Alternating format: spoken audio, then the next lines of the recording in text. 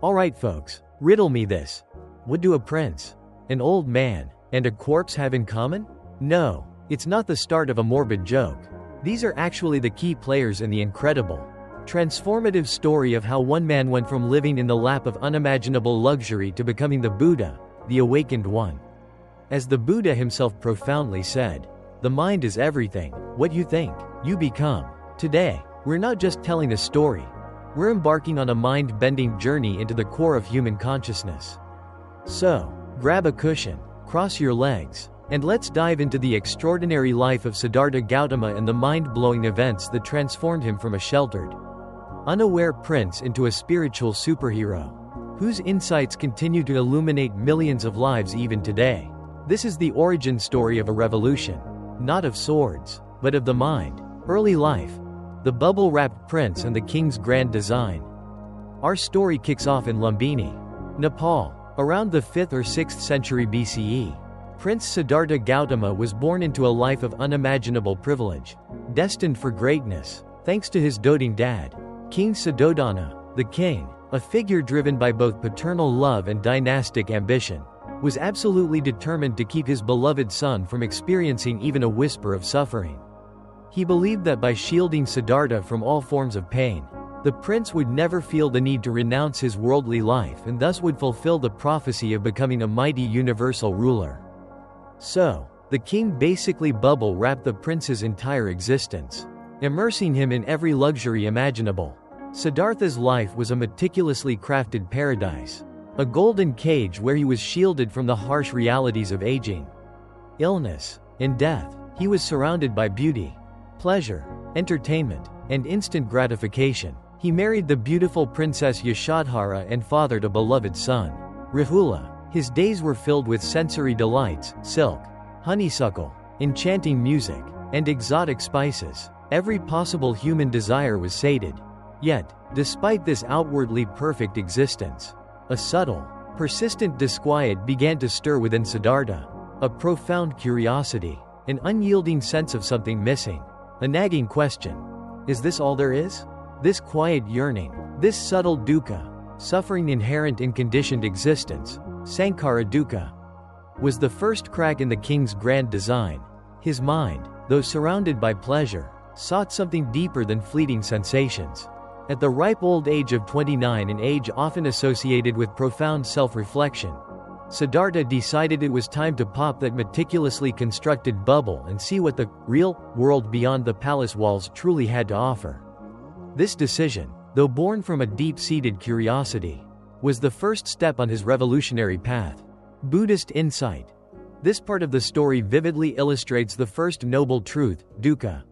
Even in supreme pleasure, suffering, specifically Sankhara dukkha, exists due to the impermanence of all things and the inherent unsatisfactoriness of conditioned existence. The king's efforts, driven by avidya, ignorance, and tanha, craving for his son's worldly success, inadvertently created a spiritual void for Siddhartha. Siddhartha's budding curiosity, despite his luxurious life, represents the awakening of prajna, wisdom, a natural yearning for ultimate truth that cannot be suppressed by external conditions. This sets the stage for his eventual renunciation, nekkhamma, not as a rejection of life, but of the attachments that bind one to suffering. The Four Sights, a reality check of epic proportions. And boy, did he get a reality check. On his eye-opening adventures outside the palace, Siddhartha had a front-row seat to the harsh, undeniable truths of life, encounters that would forever alter his perception. These pivotal observations are known as the Four Sights. The elderly man. He met an elderly man, bent with age, his skin wrinkled, teeth missing, and body frail. This vision starkly confronted Siddhartha with the reality of aging, the inevitable decay of youth and strength. The sick person. Next, he saw a sick person, their body ravaged by disease, coughing, sweating, and covered in boils. This revealed the universal vulnerability to illness and physical pain. The corpse, then, perhaps the most impactful. He stumbled upon a funeral procession. Witnessing a corpse, a blunt, undeniable reminder of life's ultimate impermanence and the finality of death.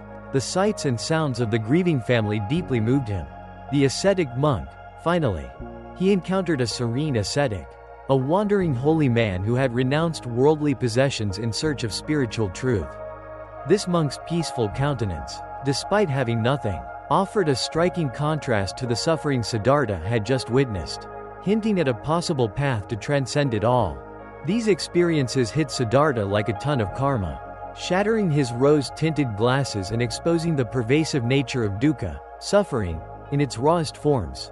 Dukkha, the suffering of pain itself.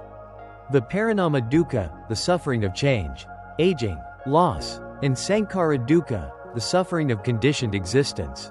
His innocent observation led to a profound, soul-shattering realization. There is no point to life. All that happens is that you get old, get ill, and die. Life is just suffering. This was his direct understanding of the first noble truth. Faced with these hard, unavoidable truths, Siddhartha made a decision that would make even the most adventurous among us think twice. At 29, he left behind his plush palace, his gorgeous wife, and his adorable baby boy to become a wandering monk, a solitary seeker on a mission to unlock the secrets of the universe. To find a way out of suffering for all beings. Talk about a spiritual midlife crisis, or perhaps a profound awakening. Buddhist insight. The four sights are the catalyst for Siddhartha's great renunciation, Mahabhaniskramana. They underscore the universality of dukkha, suffering, and anicca, impermanence. His decision to leave his family, though seemingly harsh, is seen as an act of immense karuna, compassion, for all beings.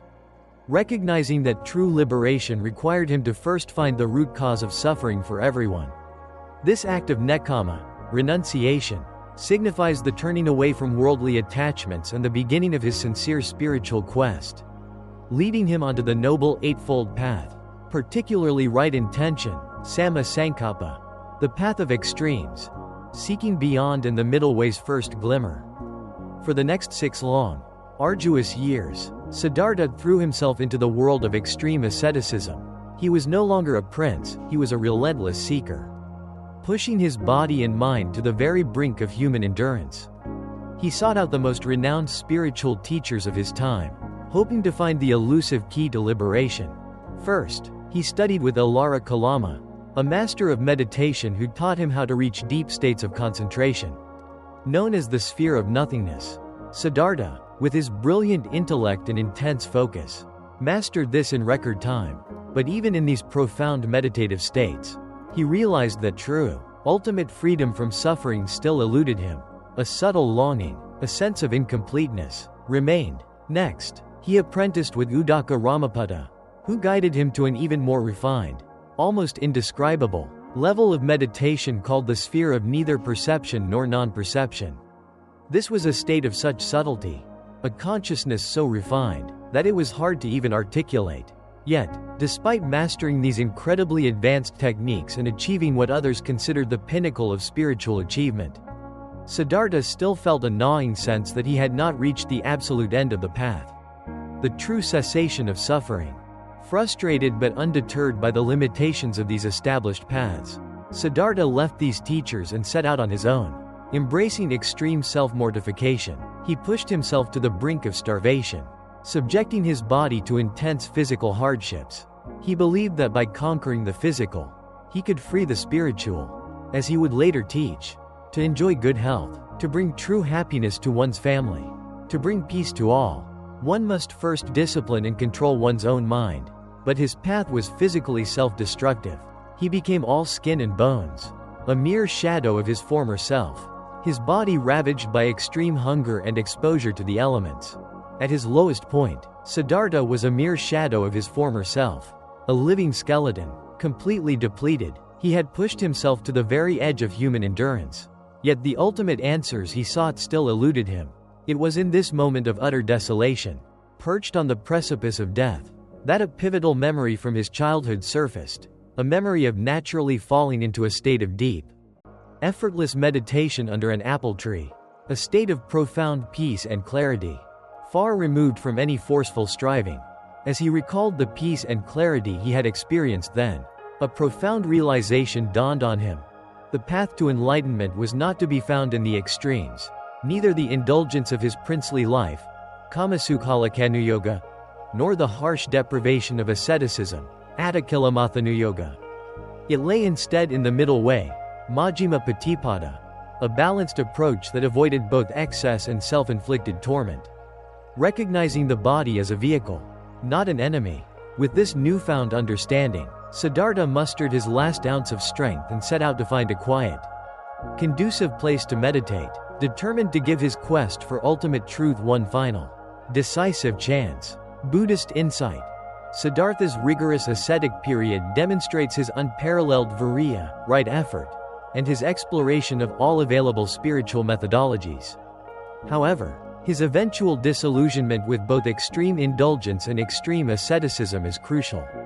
This leads him to the discovery of the middle path, a core tenet of Buddhism. This path advocates for moderation and balance, recognizing that both extremes hinder the mind's clarity and lead to suffering. His remembrance of the childhood meditation highlights the importance of effortless awareness and the understanding that true insight arises not from force, but from a balanced, receptive state of mind. The Bodhi tree, the ultimate battle and the dawn of enlightenment. Siddhartha sought refuge beneath a majestic fig tree, now revered as the Bodhi tree, tree of awakening. Here, he made an unwavering vow: he would not arise from this position. He would not break his meditation until he had achieved his ultimate goal, complete and perfect enlightenment, the final cessation of all suffering. This was his last, absolute commitment. As Siddhartha delved deeper into his meditation, pushing the very boundaries of his consciousness, he was confronted by Mara, the evil one, the lord of illusion and temptation.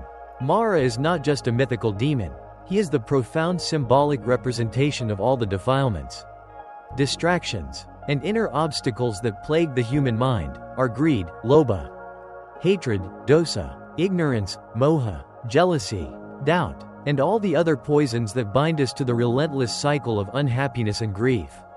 Mara summoned his vast armies of demonic sons and alluring daughters, manifestations of every human defilement and temptation.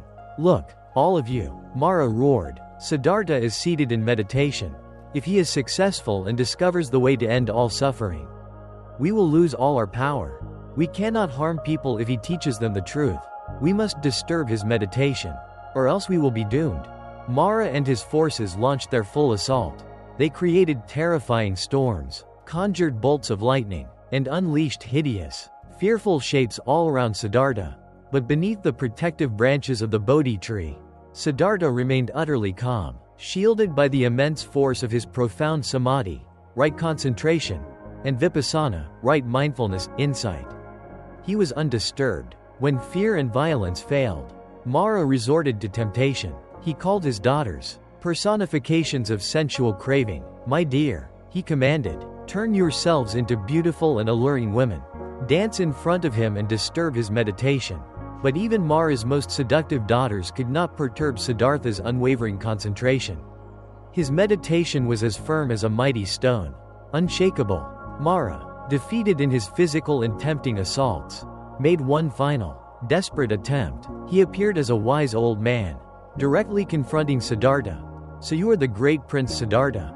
You know very well that many holy people have failed to find the truth. But you think you will succeed? How foolish you are. You have just wasted your life. Mara's words aimed to sow seeds of profound doubt, visakicha, the ultimate mental obstacle. He challenged Siddhartha to show one witness to his worthiness. But these words did not deter Siddhartha. Silently, in a moment of ultimate triumph over ego and doubt, he lifted his right hand from his lap, reached forward, and gently touched the earth. This simple, yet profound, gesture, the Bhumisparsha mudra, meant that the earth itself was Siddhartha's witness. It signified that for countless lifetimes, he had appeared on this earth in various forms, practicing generosity, patience, love, and meditation on the truth, accumulating the immense merit, punya, and wisdom, prajna, that culminated in this moment. Mara was now truly and utterly defeated. Realizing his absolute defeat, he vanished, his power over Siddhartha, and by extension, over all who follow the path, shattered. Siddhartha was now all alone, free from all external and internal disturbances, his mind utterly still. Gradually, his concentration deepened further, and his understanding grew clearer than any crystal. He realized, with undeniable certainty, that desire, tanha, is the fundamental root cause for all suffering.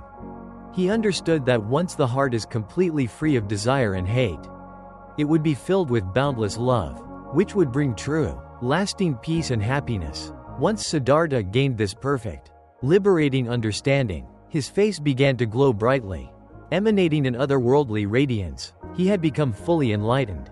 He was now the Buddha, the Enlightened One, the Awakened One, the one who knows. He had reached his ultimate goal. With a calm and peaceful smile, he arose from his meditation. When he opened his eyes, he saw the world filled with peace and happiness, a perfect reflection of his own inner state, seeing reality as it truly is. Buddhist insight.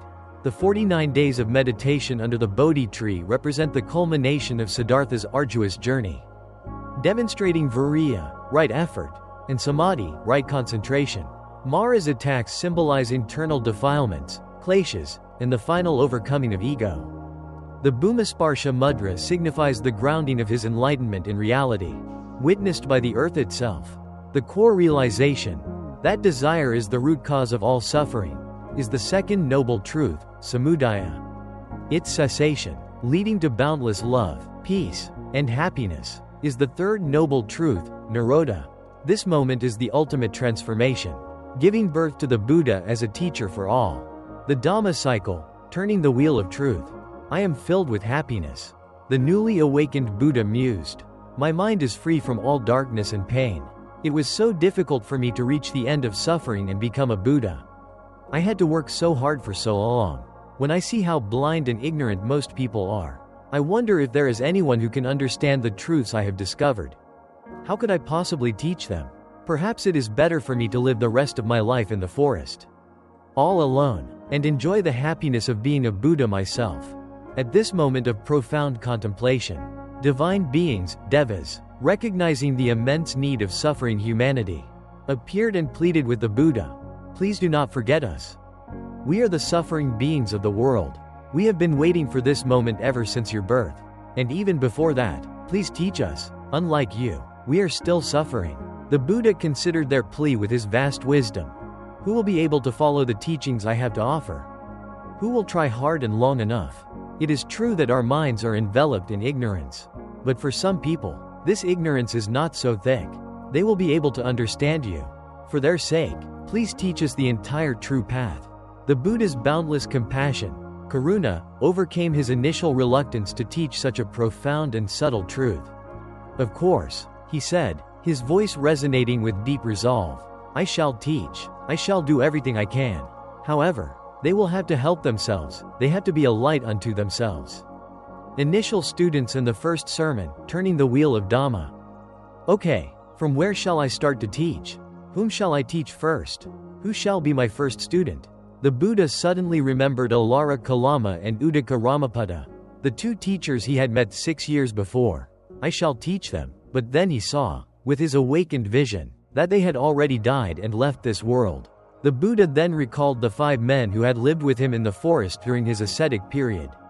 "Yes, I will teach them first. I can find them in the deer park near Benares. Let me go there and begin my work."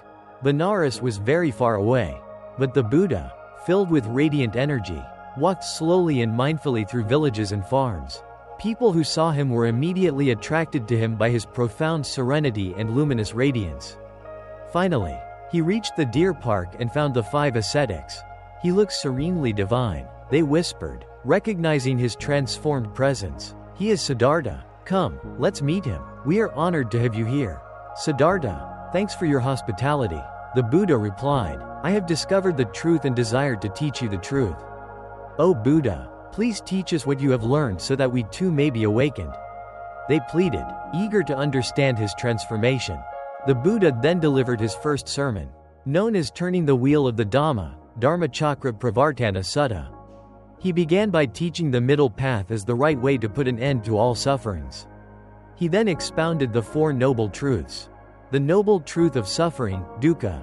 The noble truth of the cause of suffering, samudaya, primarily craving, tanha. The noble truth of the end of suffering, nirodha, cessation of craving. The noble truth of the path to the end of suffering, magga, the noble eightfold path. We are impressed. Please teach us the path to perfect wisdom and happiness, and we shall be your followers," they exclaimed, deeply moved by his words. Thus, the Sangha, the community of monks, began with these first 5 disciples. Buddhist insight. The Buddha's initial hesitation to teach, a moment of profound introspection, reflects the depth of the Dhamma, which is deep, hard to see, hard to understand. His decision to teach, spurred by the Devas, highlights his immense karuna, compassion. The selection of the 5 ascetics, his former companions, was a strategic and compassionate choice, as they were already earnest seekers. The first sermon sets out the core framework of Buddhist philosophy and practice, establishing the middle way and the 4 noble truths as the direct path to liberation. This moment marks the official turning of the wheel of the Dhamma, initiating the spread of his teachings for the benefit of all beings. The Buddha's teachings in action, compassion, impermanence, and wisdom applied. The Buddha taught countless people across diverse backgrounds, adapting his profound message to their individual understanding and needs. He frequently used simple stories and parables to convey complex truths, making his teachings accessible and relatable to all. People from all walks of life visited him with their problems, seeking his wise counsel and finding solace and guidance. Let's explore some memorable examples of his teachings in action. 1. The parable of the mustard seed, learning impermanence through profound loss. Once, a deeply grieving woman named Kisa Gautama approached the Buddha. Her heart was shattered by the unimaginable loss of her only child. "Master," she pleaded, her voice trembling with despair, "I have lost my only child this morning. I want you to bring my son back to life. I hear that you are a great holy man. Please help me out of my suffering." The Buddha, with his boundless compassion, karuna, agreed to help, but with a unique condition. "Kisa, I will help you, but you have to bring me some mustard seeds from a house where no one has ever died." Kisa was instantly overjoyed, a flicker of desperate hope igniting in her eyes. "Oh, I'm really overjoyed. I will bring the seeds." Kisa went throughout the village, knocking on every single door, her heart filled with this fragile hope. At each house, she asked, "Sister, has anyone died in your house?" And at every single house, without exception, she received the same sorrowful answer, "Yes, my brother died 2 years ago," or "My mother passed away last year," or "My child died as an infant." Kisa received such heart-wrenching answers from every house in the village. "What will I do now? I'm really disappointed," she thought, as the profound futility of her task, and the universal nature of loss, slowly dawned on her. Kisa Gautama returned to the Buddha, empty-handed but with a new, profound understanding etched on her face. "Kisa," the Buddha asked gently, "what have you found? Where is your mustard seed? And where is your son?" Kisa replied, her voice now calm with acceptance, tears still in her eyes but no longer tears of desperate grief. "Buddha, today I have discovered that I am not the only one who has lost a loved one. I see how foolish I was to think I could have my son back.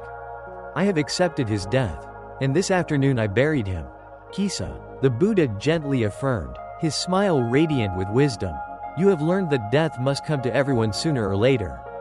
But if you learn the truth, you can live and die in happiness. Come, I shall teach you." The Buddha taught her the Dhamma, and soon she found more peace and happiness than she had ever known before. A peace born of acceptance, not avoidance. Lesson. This poignant parable teaches the profound truth of anicca, impermanence, and the universality of dukkha, suffering. Kisa's initial grief was intensified by her clinging to the idea of permanence in her son's life. The Buddha skillfully guided her to understand that loss is a shared human experience. By accepting the impermanence of all things, we can release the intense suffering caused by clinging, allowing natural grief to pass and cultivating equanimity, upekkha. 2. The unaccepted gift, handling anger with wisdom and non-reactivity.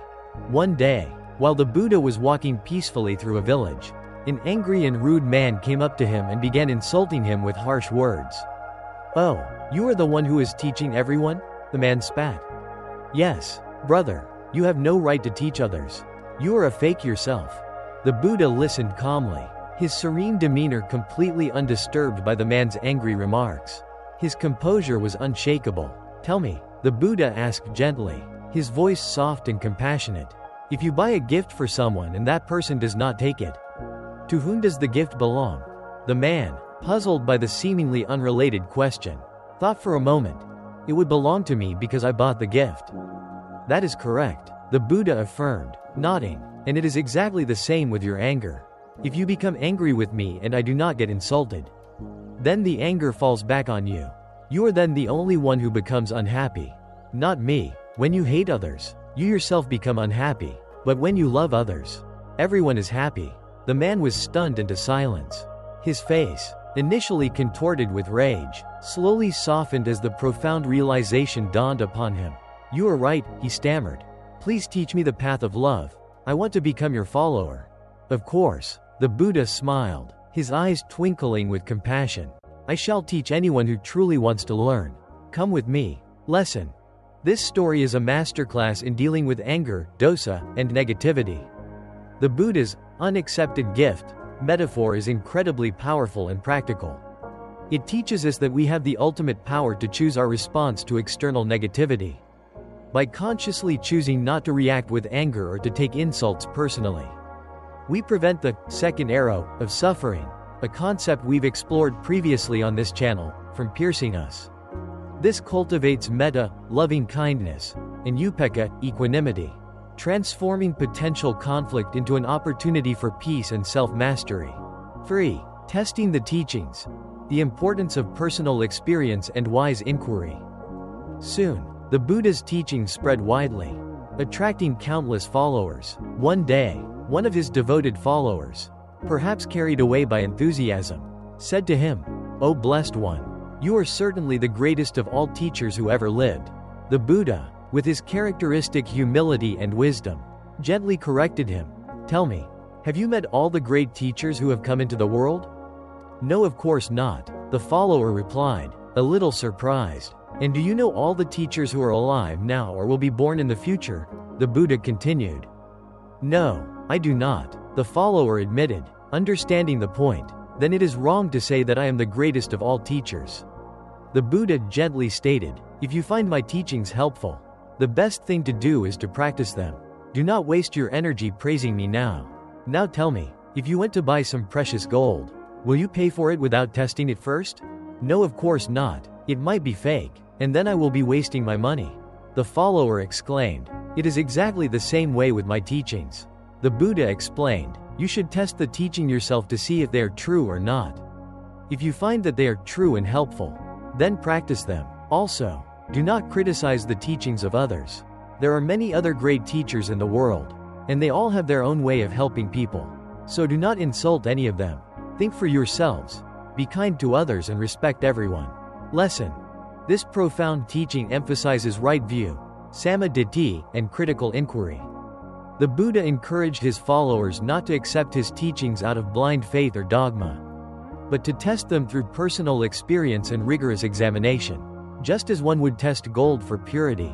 This promotes a practical, experiential approach to spirituality and actively discourages dogmatism, sectarianism, and intellectual arrogance. It highlights the importance of respect for diverse paths and the cultivation of wisdom, prajna, through direct, personal realization, not mere intellectual assent. Conclusion. The radiance of the Buddha's Dhamma, your path to peace. The stories of the Buddha's life, from his initial sheltered existence to his ultimate enlightenment and his boundless compassion, offer us profound insights into the nature of suffering and the practical path to liberation. His journey teaches us that true peace is not found by escaping the world, but by transforming our inner relationship to it. The Dhamma, his teachings, provides a clear, actionable roadmap for this transformation. Key learnings for your modern life. Dukkha and impermanence, anicca, suffering is inherent in our conditioned existence, and all things are impermanent. Acknowledging this reality is the first step. Resistance to impermanence amplifies suffering. Lesson. Embrace change. Accept that all things, pleasures, pains, people, are temporary. This frees you from rigid clinging and reduces the sting of loss. The middle way, Majjhima Patipada. Avoid extremes of indulgence and asceticism. Balance is key to well-being and spiritual progress. Lesson. Seek moderation in all aspects of life. Find a sustainable path that avoids burnout or stagnation. The power of non-attachment, upekkha, true freedom comes from not clinging to desires, outcomes, or even your sense of self. Lesson: learn to hold things lightly. Enjoy life's gifts without fear of losing them. Recognize that clinging to what is fleeting causes suffering. Compassion, karuna, and loving kindness, metta, these are potent forces for transformation, both within yourself and in your interactions with others. Lesson: meet anger with kindness, hatred with love, extend understanding and empathy, protecting your inner peace and transforming situations. The centrality of inner transformation. The external world provides challenges, but the true source of peace, or suffering, lies within your own mind and how you choose to perceive and react. Lesson: you are the ultimate architect of your inner world. Cultivate mindfulness and conscious focus on wholesome states. This empowers you to navigate life's inevitable noises without being disturbed. The Buddha's life is a timeless testament to the idea that anyone, regardless of their background or past deeds, can achieve enlightenment and profound peace. His journey from Prince to Awakened One, and his interactions with various individuals, illustrate the universal applicability of the Dhamma. Your life is your very own Buddha story. How will you choose to write it? Will you allow yourself to be passively tossed and turned by the wheel of life, caught in its ceaseless, chaotic spin? Or will you, like the Buddha, cultivate the wisdom to understand its workings, find your serene center, detached from its relentless turning, and experience true, liberating freedom, right here, right now? The choice, as always, is within your grasp. Thank you for watching, and may you always carry the profound peace and illuminating wisdom of these stories within your heart. Join our growing community by liking this video and subscribing to Buddha Story, where ancient wisdom beautifully meets modern mindfulness. What aspect of the Buddha's journey or these teachings resonates most deeply with your personal experience? Share your reflections and insights in the comments below. Until our next encounter, may your path be filled with profound peace, deep understanding, and the radiant light of your own awakening.